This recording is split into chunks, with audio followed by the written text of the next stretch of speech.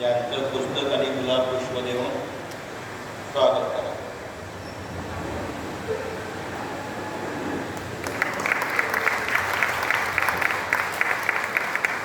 माननीय माधव वाघे सर यांचं स्वागत. साहेब तुम्ही येते म्हणलं ना मी म्हणलं की काय दाखवून करावं. आता जैन पाटील साहेब पुस्तक वाचलं आणि आमच्या दोघांचं बऱ्याचदा आम्ही असं म्हणतो की साहेब भेटले की त्यांना पुस्तक द्या, कारण पुस्तकाचा सिलसिला आम्ही अनेक वर्ष चालू केले. आता साहेब आले तर एक छोटे 2 पुस्तिकाचे आहे. एक जादूला विरोधी कायदा तुम्ही सभागृहात त्याबद्दल बोललेला तो कायदा बरोबर झाला आणि आता आपण जवळजवळ 400-450 गुन्हे दाखल केले. त्यातला आता जवळजवळ 12-13 गुन्ह्यांना शिक्षा झाली. आपण हप्त्यामध्ये गुन्हा दाखल केला त्याला शिक्षा झाली त्या बोवाबाजी करण्याला. त्यामुळे या कायद्याचा फायदा झालेला आहे आणि महाराष्ट्रामध्ये एवढा प्रभावीपणे आपण कायद्याचा वापर करतो. ते कायद्याच्या जनजागृतीची पुस्तिक आहे.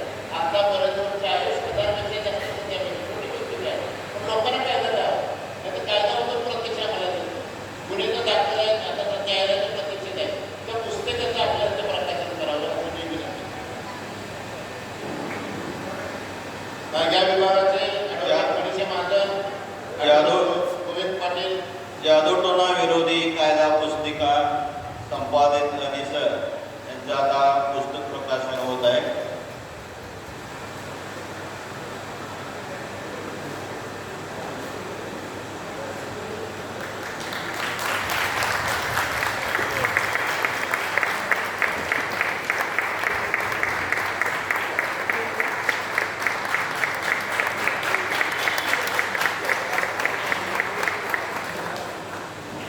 अजून एक पुस्तकाचं प्रकाशन होते.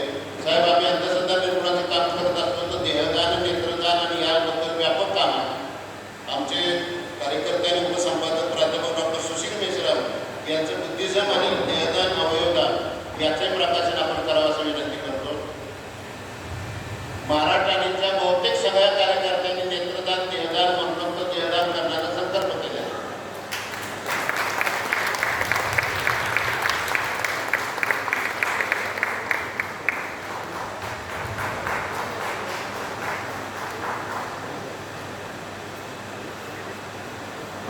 मी अधिक न घेता जैन पाटील साहेबांना विनंती करतो की त्यांनी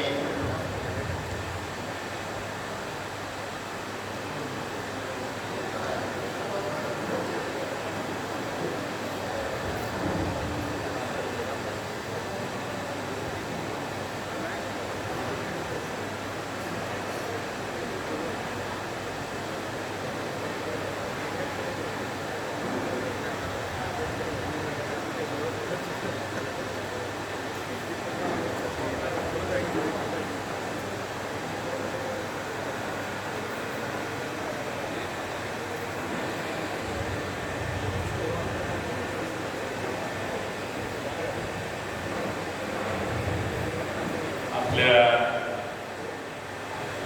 राज्याचे कार्याध्यक्ष माननीय माधव बावगे, उपाध्यक्ष प्राध्यापक श्यामराव पाटील यांना, इथे उपस्थित असणारे राज्य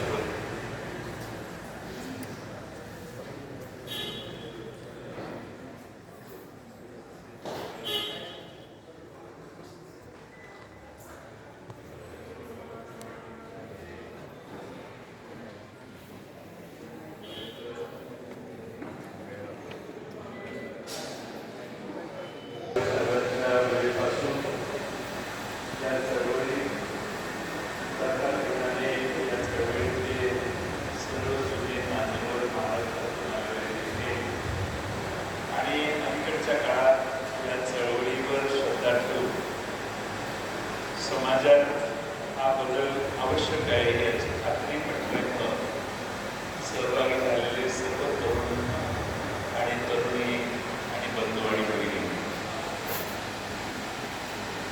डॉक्टर दाभोळकरांची भेट 2013 साली झाली आणि नंतर चर्चा एवढ्या रंगल्या की पुन्हा भेटायचं ठरलं, पण दुर्दैवाने ती भेटू शकली नाही. पण भारतामध्ये अंधश्रद्धांचं निर्मूलन झालं पाहिजे यासाठी अनेक समाजसुधारकांनी काम केलं. या समाजसुधारकांचं आजही आपण भारतभर उल्लेख करतो. अनेक जुन्या अनिष्ट अशा प्रथा बंद करताना ब्रिटिशांनी देखील पुढाकार घेतला. त्यांनी तर कायदे तयार करून अनिष्ट प्रथा बंद करण्याचा त्यांचं अस्तित्व टिकेल एवढ्याच मर्यादेपर्यंत पण त्यांनी देखील प्रयत्न केला की आपल्याला नागपूर करून चालणार. हा समाज एवढा अंधश्रद्धेत होता की त्या समाजात एवढा बदल घडणं शिक्षणाशिवाय अशक्य होतं. पंडित जवाहरलाल नेहरूंपासून स्वातंत्र्य प्राप्तीनंतर शिक्षणाच्या चळवळीला देखील देशात महत्त्व तेव्हाच्या राज्यकर्त्यांनी होते. आज परिस्थिती प्रचंड बदललेली आहे. आज कोट्यावधी लोकांपर्यंत शिक्षण पोहोचलेलं आहे. लोक उच्च शिक्षित झालेली बरीच आहे. साक्षरता वाढलेली आहे आणि समाज सुधारलाय असं वरकरणी वाटलं असलं तरी आतून मात्र अंधश्रद्धेत समाज अडकलेला आहे. हे आपल्याला नाकबूल करून चालणार नाही. आणि म्हणून अनिसची चळवळ ही आजही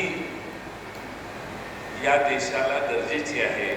ती डॉक्टर दाभोळकरांच्या पुढाकाराने सुरू झाली. मला विशेष कौतुक आपल्या सर्वांचं संजय बनसोडेजी वाटलं की तुम्ही माधव गावगे सगळेच आज डॉक्टर दाभोळकरांच्या नंतर विचाराला महत्त्व देऊन त्या विचारावर आजही काम करतात. मला आता गावगे साहेबांनी सांगितलं की आम्हाला कुठून फंडिंग येत नाही,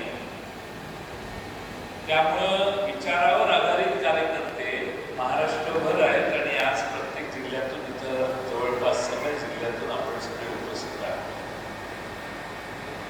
अंधश्रद्धांचं मोठं आव्हान नंदुरबार, चंद्रपूर, गडचिरोली, अमरावती या भागात असेलच, पण पुढारलेल्या पुणे जिल्ह्याच्या आसपास देखील हे आव्हान आहे. आणि म्हणून आपण सगळ्यांनी ही चळवळ अधिक भक्कम करणं हाच त्याच्यावर पर्याय आहे. मगाशी आपल्या 3 तरुणी मुली फार चांगलं गाणं म्हणत होत्या. कोणत्याही चळवळीला काहीतरी लय असली पाहिजे. ती लय तुमच्या या चळवळीला त्या गाण्यातून तयार झाली असं मला वाटतं. आणि त्यामुळं प्रेरणा, उत्स्फूर्तता ही नव्या पिढीपर्यंत पोहोचायला निश्चित मदत होईल. अनेक उदाहरणं देता येतील अनिष्ट प्रथांची, अंधश्रद्धांची.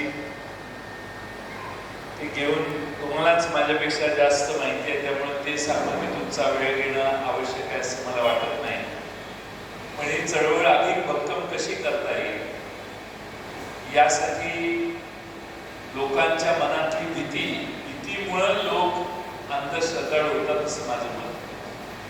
कशाला बांधलं जाऊन पाया पडूया पुढे नको अशी जी मानसिकता असते ती मानसिकता सगळं चांगलं आहे, कर्तव्यगारीवर आहे, पण देवाने आपला घोटाळा करू नये म्हणून देवाला देखील तेवढ्याच श्रद्धेनं पाया पडणारे आपण सगळे आहोत. त्यात काय तक्रार नाही किंवा कोणाचा त्याला विरोध नाही. पण मी काल एक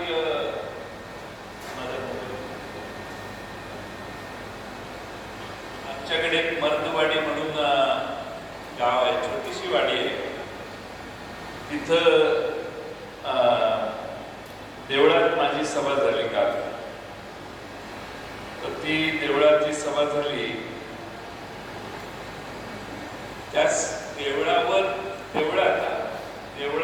देवळात येणारा याने ते वाचले तर त्याच परिवर्तन होऊ शकतं असं माझं मत आहे. तर त्या तिथं गावातल्या काही लोकांनी विचारपूर्वक असे जे मोठे हे आहेत भिंती आहेत त्याच्यावर लिखाण केलेलं आहे. काही वाक्य वाचतो, मला फार आवडले ती. मी काल बऱ्याच माझ्या मित्रांना पाठवली. परमेश्वर नेहमी कृपाळूच असतो. जो अत्यंत शुद्ध अंतःकरणाने त्याची मदत मागतो त्याला ती निश्चितपणाने मिळते. दगडाने डोकेही फुटतात, पण त्याच दगडाने जर मूर्ती बनवली तर लोक त्यावर डोके ठेवतात.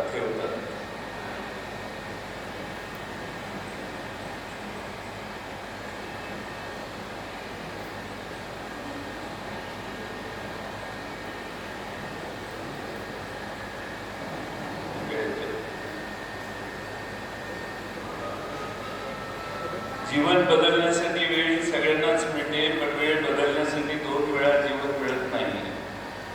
आणि सगळ्यात महत्वाचं म्हणजे तिथं असं लिहिलेलं, किती सहज म्हणून जाताना सगळं काही देवाच्या हातात आहे. तुम्ही विसरलात का? त्याच देवाने तुम्हाला 2 हात आणि त्यासोबत बुद्धी पण दिलेली आहे. मला असं वाटतं की शाळेत देखील आम्ही लहानपणी अशी सुविचार ऐकलेले आहेत, वाचलेले आहेत. पण या देशात भिंतीवर जे लिहिलेलं असतं ते भिंतीवरच राहतं. मनापर्यंत त्याची अंमलबजावणी करताना आमच्या घरातली लोक ती सहजगत्या अंमलबजावणी होऊन देत नाही.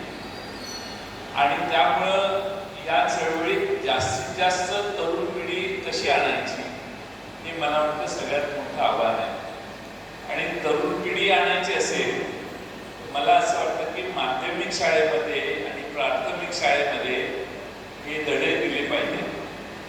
आज शरद हरप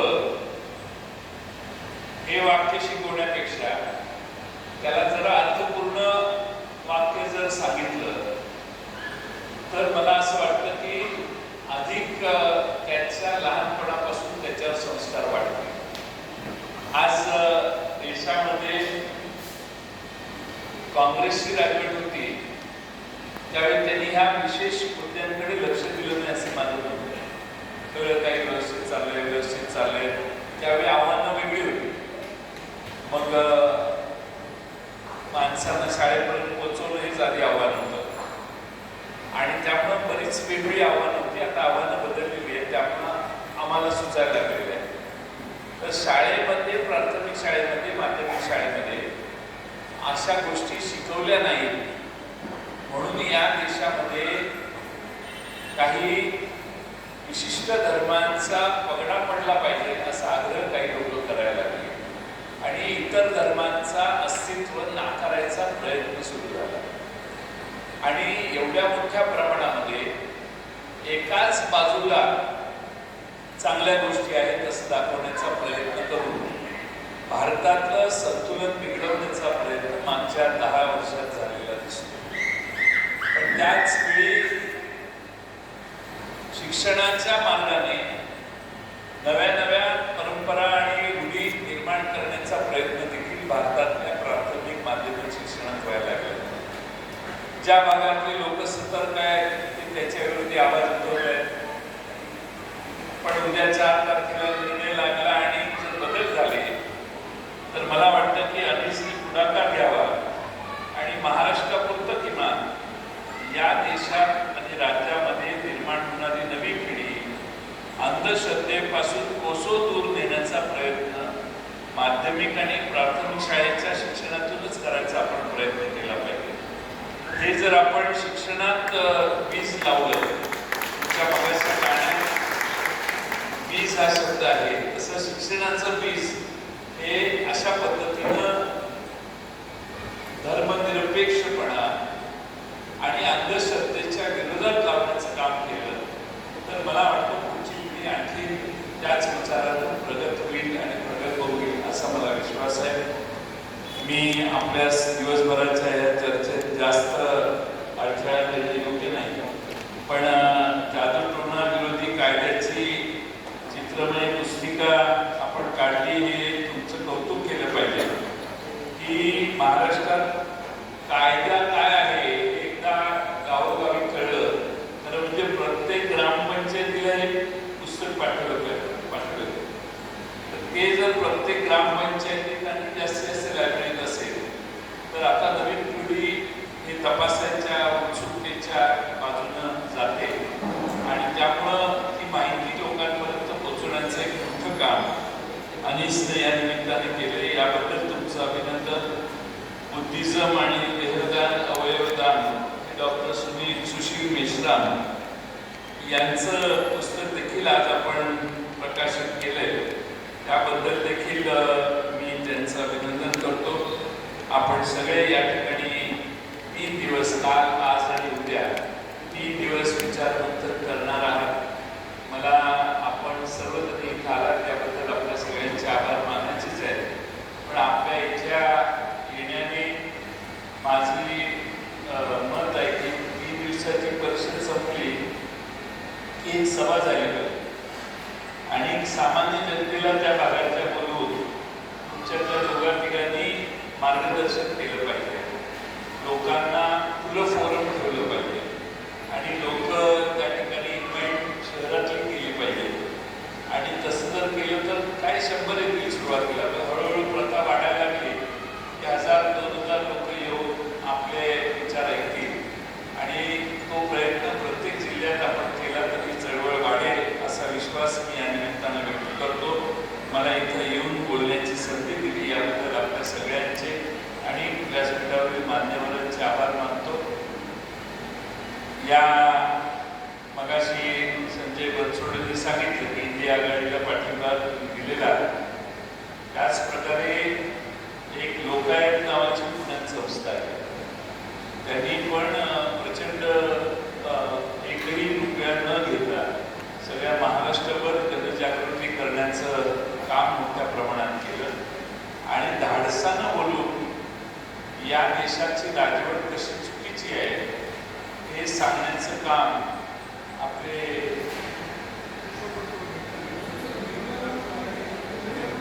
निर्भय बनवच्या टीमनं केलं आणि फार मोठ्या प्रमाणात त्यांचा प्रभाव महाराष्ट्रभर पडलेला आहे आणि त्यामुळे उद्या जे मतदान मोजलं जाईल मला विश्वास आहे निर्भय बनवचे टीम अनिश्चित तुम्ही सगळे कार्यकर्ते आणि त्याचबरोबर लोकायत जे नीरज जैन म्हणून चालवतात त्यांच्या कार्यकर्त्यांनी फिजिकल मेहनत घेऊन अनेक ठिकाणी जाऊन लोक जागृती करण्याचा प्रयत्न केला. या देशाला महात्मा गांधी सिनेमा निघाल्यानंतर जगात कळले अशी माहिती मला कालच देशाच्या प्रधानमंत्र्यांकडून मिळालेली आहे. त्यामुळं 1931 साली टाईम मॅगझिनवर 2-3दा महात्मा गांधी आले. लंडनमधल्या वर्तमानपत्राने मोस्ट टॉक्ड अबाउट मॅन म्हणून महात्मा गांधींचा उल्लेख त्या 1931 साली केला. या सगळ्या गोष्टी वाचनात आमच्या देशात आलेल्या नाहीत. आम्हाला महात्मा गांधी 21 साली नाही तर 2000 काय 1982-83 साली कळायला लागले. एवढा प्रगल्भ विचार जर आपल्या देशाच्या प्रमुख स्थानी बसला असेल तर परमेश्वरच आपलं संरक्षण करो. भले त्यात अंधश्रद्धा माझ्या विधानात असले परमेश्वरच करो. मी आता 2-4 गावात भेटायला काल परवा गेलो त्यावेळी लोकांची कामं सांगतात लोक सगळे कागदपत्रांवरून सांगितलं की तुम्ही फार आज आनंदात आहे. तुमचं गटाराचं काम, तुमचं पाण्याचं काम, तुमचं विजेचं काम, तुमचं रस्त्याचं काम काय तुम्ही म्हणाल ते काम आता होणार आहे. तर लोकांच्या चेहऱ्यावर प्रश्नचिन्ह व्हायचं.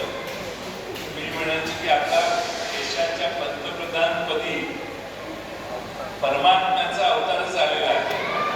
त्यामुळे आता ही सगळी कागद त्याला देऊन देतो तो आणि तुम्ही बघा आम्ही कधी बसू शकतो. तर आता परमात्मा जर या देशाचा नेतृत्व करणार असेल तर आम्हाला त्याबद्दल काही म्हणजे आम्हाला सुट्टी घ्यायला हरकत नाही आणि उगाच आपण फार समाजासाठी केलं पाहिजे असा आग्रह करण्याचा गरज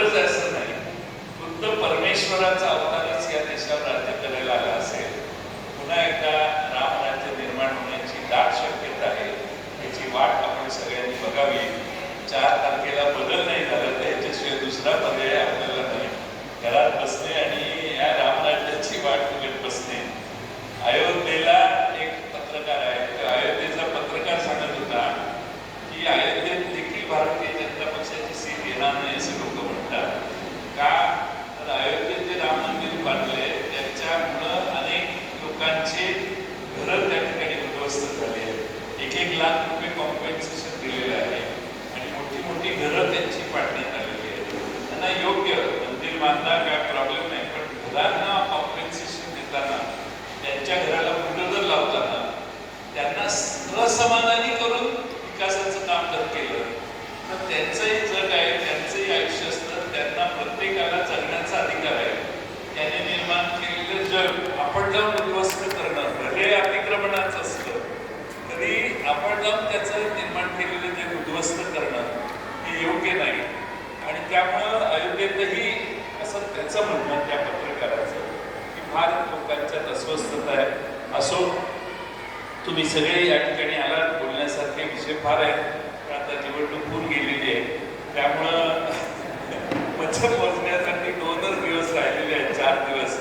त्याच्या आधी जास्त काही न बोलता आपल्या सगळ्यांचं या इस्लामपूर नगरीत स्वागत करतो.